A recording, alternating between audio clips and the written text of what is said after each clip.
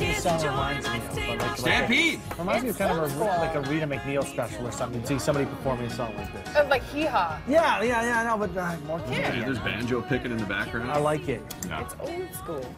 You're going to the new school. 650, yeah, I'm talking new school big time. I got to pretend to be gadget guy recently.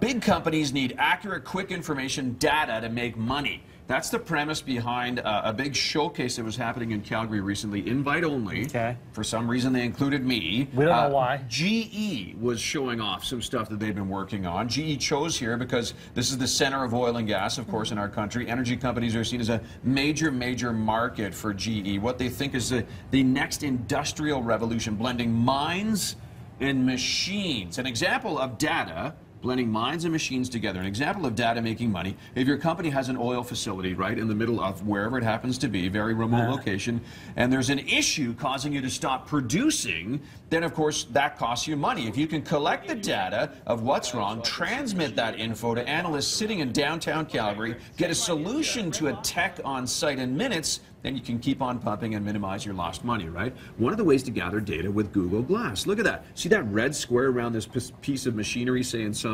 generic manufacturing plant?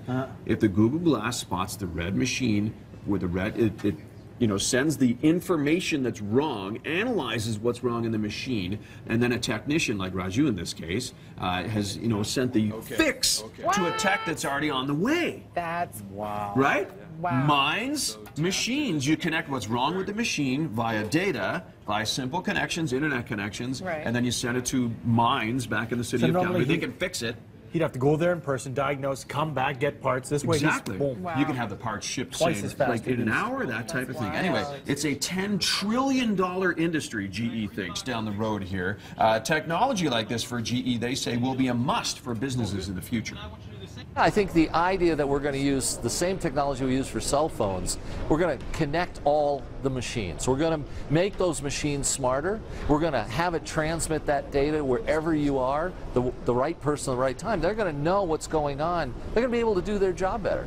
Yeah, and they can get those fixes out there because, like, if machines are working properly, you get like a green square around it, right? Everything's A-OK, good stuff, and you can program things to search for whatever it happens to be. Another cool way of gathering data, the information to connect minds and machines, is through drones. Drones are very popular right now. This drone happens to be kind of a state-of-the-art thing. It's about $30K for a company to invest in. Say you run a pipeline. Again, in the middle of the Arctic, say, somewhere way up there. You have occasional people who are around there. You have a sensor that goes off saying that, it pressures down in one section.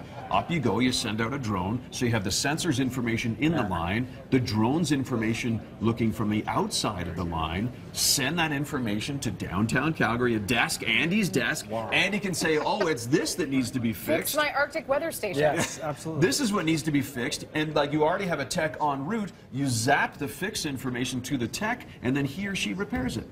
Wow. Like that. This is finally one of the most practical things I've ever heard of for a drone. Generally, people are taking pictures of things or the paparazzi. But I mean, yeah, the man hours or women hours, I don't want to be sexist, that it takes. And at the same time, like, what's it cost? Like, you keep these things at a charging station. That's it. Wow, right. 30,000 at first. Relatively, I mean, I'm sure they're not cheap, but they're relatively expendable compared to having to send somebody in the amount of hours that would take. The industrial internet, that's what GE is calling this. And they're saying, man, like, they say that right now, with respect to the industrial internet and using data and connectivity for industry is like when the internet first came online about '97. Right. Remember, we were just like sending the occasional email, and look where it is now. Right. They're saying that's where we are now, like we're in '97, but for industry. Oh, that's very That's why they think it's like a $10 trillion industry. And I like the glasses you're wearing too. Well, and the glasses are pretty cool too. Ted is a robot. Yeah. Well, sometimes